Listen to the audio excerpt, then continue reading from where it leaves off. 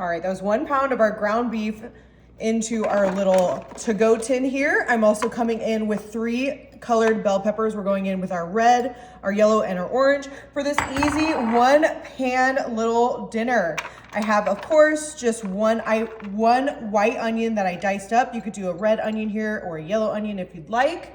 This is one of my favorite things to make. Super easy and always super delicious. I'm gonna go in with 1 can of our diced tomato right into our little aluminum tin.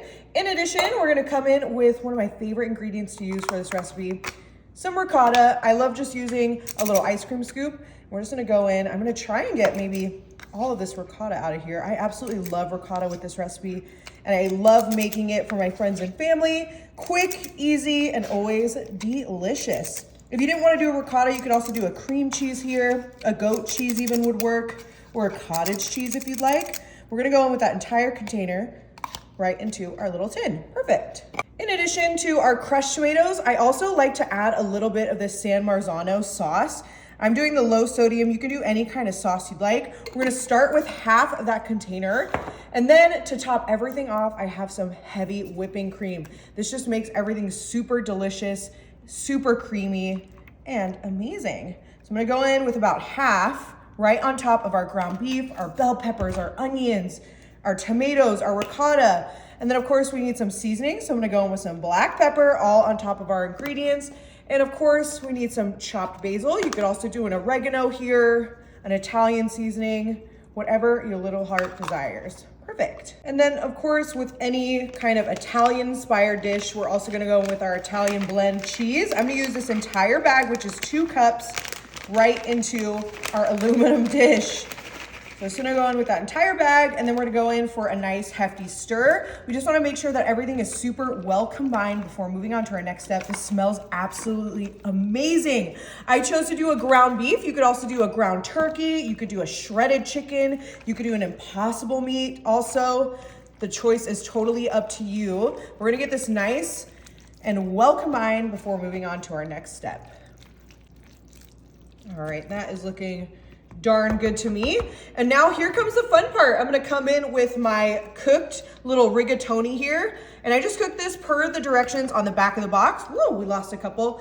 I love using rigatoni for this, but you could do any kind of noodle. You could do a gluten-free noodle, you could do a wheat noodle, you could do a protein noodle.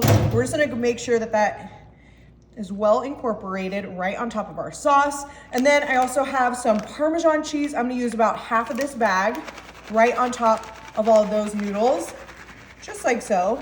And then again, we're gonna go in for a nice big stir before moving on to our next step.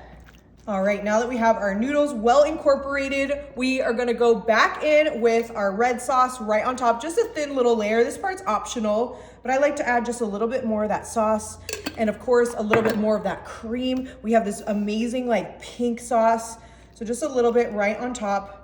And then we're gonna go back in with the remainder of our Parmesan right on top of all of that delicious, yummy pasta ingredients. Perfect, make sure it's nice and spread out so we get an even cook on this. When you put this into the oven, make sure you always support your bottom. Ah. All right, we're ready to go 40 minutes at 350.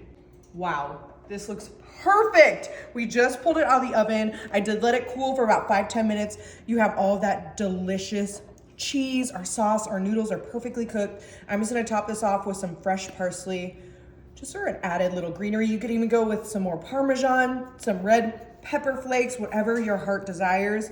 But you cannot tell me that doesn't look absolutely delicious. I'm gonna go right on in. And we have a really easy, delicious baked ziti, perfect for any occasion, honestly.